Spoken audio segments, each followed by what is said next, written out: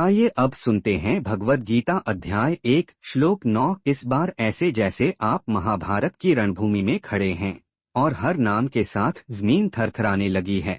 संस्कृत श्लोक अन्ये च बहवः शूरा मदर्थे त्यक्त जीविताः नानाशस्त्र प्रहरणाः सर्वे युद्ध विशारदाः। 9 हिंदी अनुवाद भाव सहित इसके अलावा और भी अनेक वीर योद्धा हैं जो मेरे लिए अपने प्राणों को त्यागने के लिए तैयार हैं। वे विविध प्रकार के शस्त्रों से सुसज्जित हैं और युद्ध की कला में पूर्ण पारंगत हैं। ड्रामा, प्रभाव और रहस्य से भरी व्याख्या।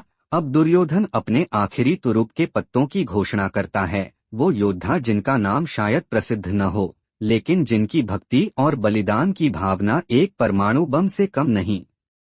ये वो योद्धा हैं जो इतिहास के पन्नों में शायद साइड किरदार हों, लेकिन रणभूमि में उनका हर वार गूंजेगा। मदर्थे त्यक्त जीविताः, मेरे लिए जान तक दे देंगे। दुर्योधन ये बात एक अभिमान नहीं बल्कि एक चेतावनी की तरह कहता है। ये हैं उसके असली भक्त जो कोई नायक नहीं, कोई पांडव नहीं, पर जब तलवार उठेगी तो मरने की हिचक नहीं होगी। इनकी खास बात नाना शस्त्र प्रहरणा है, हर तरह के हथियार चलाने में माहिर, तलवार, गदा, भाला, बाण। युद्ध विशारदाः, सिर्फ योद्धा नहीं, रणनीति के कलाकार हैं ये।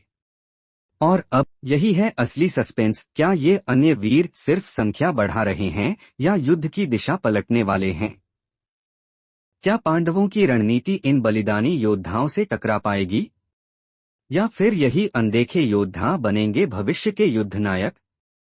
अब कहानी उस मोड़ पर है जहां दोनों सेनाएं तैयार हैं, लेकिन एक सवाल हवा में तैर रहा है, पहला वार कौन करेगा? अगला श्लोक 10 दुर्योधन के आत्मविश्वास और भीष्म की भूमिका पर रोशनी डालेगा और वहीं से शुरू होगा युद्ध का मानसिक संग्राम। तैयार हो जाइए क्योंकि अगले भाग में घंटा बजेगा और इतिहास करवट लेगा।